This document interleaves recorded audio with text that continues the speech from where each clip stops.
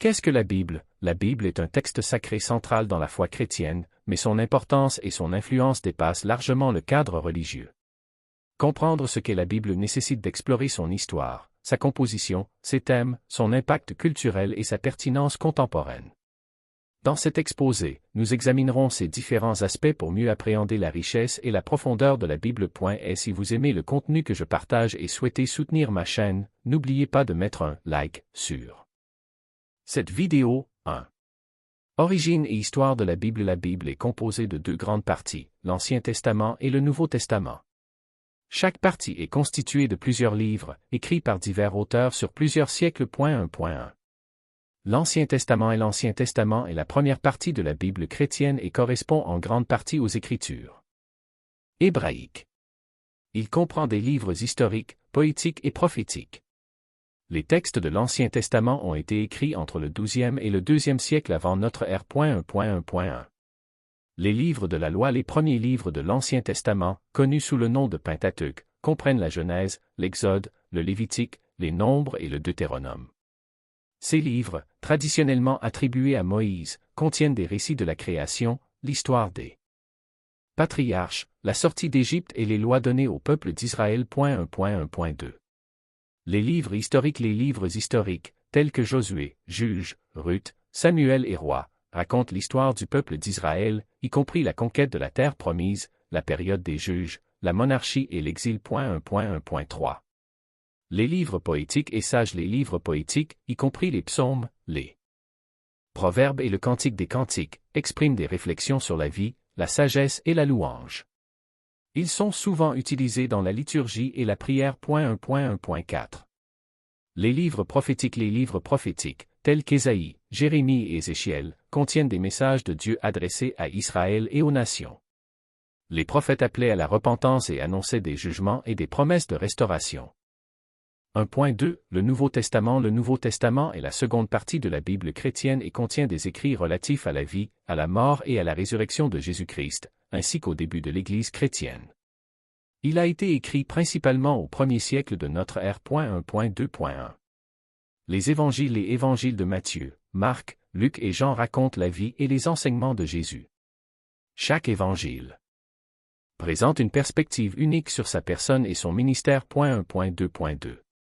Les actes des apôtres, attribués à Luc, décrivent les débuts de l'Église, les voyages de l'apôtre Paul et l'expansion du christianisme dans le monde romain. 1.2.3. Les épîtres, ou lettres, sont des écrits adressés à des églises ou à des individus par des apôtres comme Paul, Pierre et Jean. Elles contiennent des enseignements théologiques, des exhortations et des conseils pratiques pour la vie chrétienne. 1.2.4.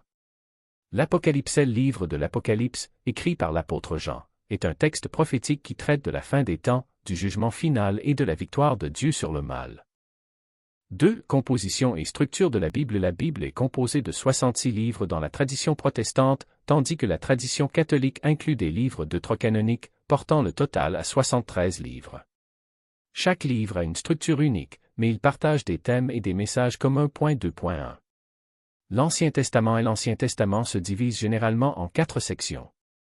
La loi, Pentateuque, les livres historiques, les livres poétiques et sages, les livres prophétiques. 2.2. Le Nouveau Testament est divisé en plusieurs sections, les évangiles, les actes des apôtres. Les épîtres. L'Apocalypse. 3. Thèmes principaux de la Bible. La Bible aborde de nombreux thèmes qui sont essentiels à la compréhension de la foi chrétienne et à la vie spirituelle. 3.1. La création. Le récit de la création, trouvé dans le livre de la Genèse, présente Dieu comme le créateur de l'univers. La création est déclarée bonne, et l'humanité est faite à l'image de Dieu, ce qui lui confère une dignité et une valeur particulière. 3.2. Le péché et la chute. La Bible enseigne que le péché est entré dans le monde par la désobéissance d'Adam et Ève, entraînant une rupture dans la relation entre Dieu et l'humanité. Ce thème de la chute est central à la compréhension du besoin de rédemption. 3.3. L'Alliance. L'Alliance est un thème majeur de l'Ancien Testament. Dieu fait des alliances avec des figures comme Noé, Abraham, Moïse et David, promettant de les bénir et de les protéger. Ces alliances préfigurent la nouvelle alliance établie par Jésus-Christ. 3.4. La rédemption. La Bible révèle le plan de Dieu pour la rédemption de l'humanité à travers Jésus-Christ. Sa vie, sa mort et sa résurrection sont les éléments centraux de ce plan, offrant le pardon des péchés et la possibilité d'une relation restaurée avec Dieu. 3.5. Le royaume de Dieu est un thème récurrent dans les enseignements de Jésus. Il représente la souveraineté de Dieu sur tous les aspects de la vie et l'établissement de sa justice et de sa paix sur terre. 3.6. La vie éternelle. La Bible parle de la vie éternelle comme une promesse pour ceux qui croient en Jésus-Christ. Cette vie éternelle est décrite comme une communion avec Dieu, et elle est au cœur de l'espérance chrétienne. 4. La Bible dans la vie des croyants. La Bible joue un rôle fondamental dans la vie des chrétiens. Elle est considérée comme la parole de Dieu, une source de vérité et de sagesse.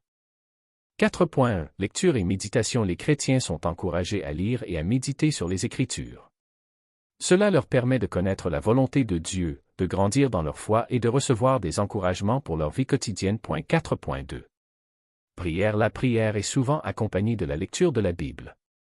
Les croyants prient en s'appuyant sur les promesses et les enseignements bibliques, cherchant la direction de Dieu dans leur vie. 4.3. Enseignement et prédication. La Bible est au centre de l'enseignement et de la prédication dans les églises chrétiennes. Les pasteurs et les enseignants utilisent les Écritures pour instruire les croyants, les exhorter et les encourager à vivre selon la volonté de Dieu. 4.4. Sacrements. Les sacrements, tels que le baptême et la Sainte Seine, sont souvent fondés sur des passages bibliques. Ils sont des moyens de grâce qui renforcent la foi des croyants et leur communion avec Dieu. 5. La Bible et la culture. La Bible a eu un impact profond sur la culture, l'art, la littérature et la société. Elle a inspiré d'innombrables œuvres d'art, de musique et de littérature à travers les âges. 5.1. Art et littérature. De nombreux artistes et écrivains ont été influencés par les récits, les thèmes et les personnages de la Bible. Des œuvres célèbres, telles que la peinture de la création de Michel-Ange, illustrent l'impact durable de la Bible sur l'art. 5.2.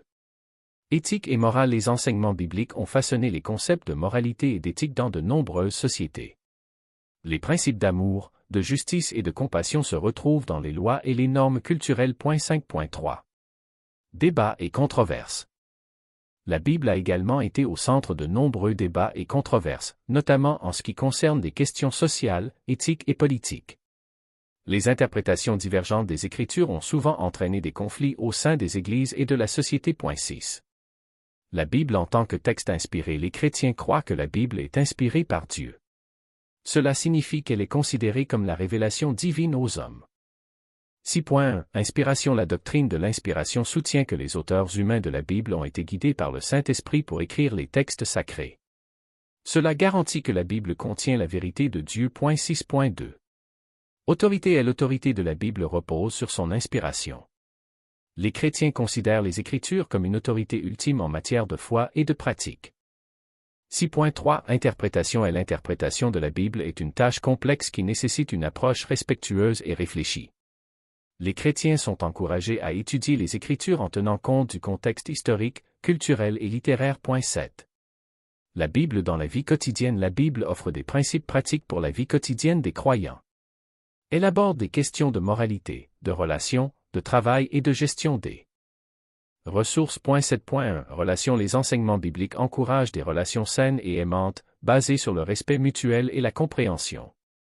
Des passages comme Éphésiens 5, 22-33 sur le mariage et 1 Pierre 3, 8-9 sur les relations fraternelles fournissent des conseils précieux. 7.2.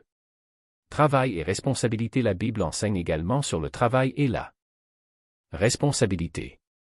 Colossiens 3, 23-24 exhorte les croyants à travailler de tout leur cœur, comme pour le Seigneur, soulignant l'importance de l'intégrité et de l'excellence dans le travail. 7.3. Gestion des ressources. Les principes bibliques concernant la gestion des ressources, tels que le don, la générosité et la bonne gestion des finances, offrent des orientations pour vivre de manière responsable et bienveillante. 8. Les défis contemporains. La Bible fait face à des défis dans le monde contemporain, notamment en ce qui concerne la sécularisation, les critiques et les interprétations divergentes. 8.1. Sécularisation. La montée de la sécularisation dans de nombreuses sociétés a conduit à une diminution de l'influence de la Bible et de la foi chrétienne. Cela pose des défis pour l'Église et les croyants qui cherchent à vivre leur foi dans un monde de plus en plus laïque. 8.2. Critique. La Bible a été critiquée pour des raisons historiques, scientifiques et éthiques. Les croyants sont appelés à répondre à ces critiques avec respect et à démontrer la pertinence des enseignements bibliques. 8.3. Interprétations divergentes. Les différentes interprétations de la Bible ont entraîné des divisions au sein du christianisme. Les églises et les groupes chrétiens sont souvent en désaccord sur des questions théologiques, éthiques et sociales. 9. La Bible et l'avenir. La Bible continue d'être un texte vivant qui influence des millions de personnes dans le monde entier. Son message de rédemption et d'espoir reste pertinent, même dans un contexte moderne. 9.1. Espérance et rédemption. La promesse de rédemption et d'espoir offerte par la Bible est particulièrement importante dans un monde en proie aux défis et aux souffrances. Les croyants trouvent réconfort et force dans les promesses de Dieu. 9.2. La mission de l'Église. L'Église est appelée à poursuivre la mission de Christ, en partageant l'Évangile et en servant les autres. La Bible fournit les fondements de cette mission, exhortant les croyants à être des témoins de l'amour de Dieu. 9.3. La Bible et la transformation. La Bible a le pouvoir de transformer les vies. Les témoignages de personnes dont la vie a été changée par la lecture et l'application des Écritures sont nombreux. Cette transformation est un témoignage de la puissance de la parole de Dieu. 10. Conclusion. La Bible est un texte riche et complexe qui a façonné la foi chrétienne et influencé la culture tout au long de l'histoire. En tant que parole de Dieu, elle offre des enseignements, des principes et des promesses qui continuent d'inspirer et de guider des millions de croyants dans leur vie quotidienne. Comprendre ce qu'est la Bible nécessite une exploration de son histoire, de sa composition, de ses thèmes et de son impact. La Bible est bien plus qu'un simple livre, elle est une source de vie, d'espoir et de vérité pour ceux qui choisissent de la lire et de l'appliquer. En fin de compte, la Bible nous appelle à une relation vivante avec Dieu, à vivre selon ses enseignements et à partager son amour avec le monde.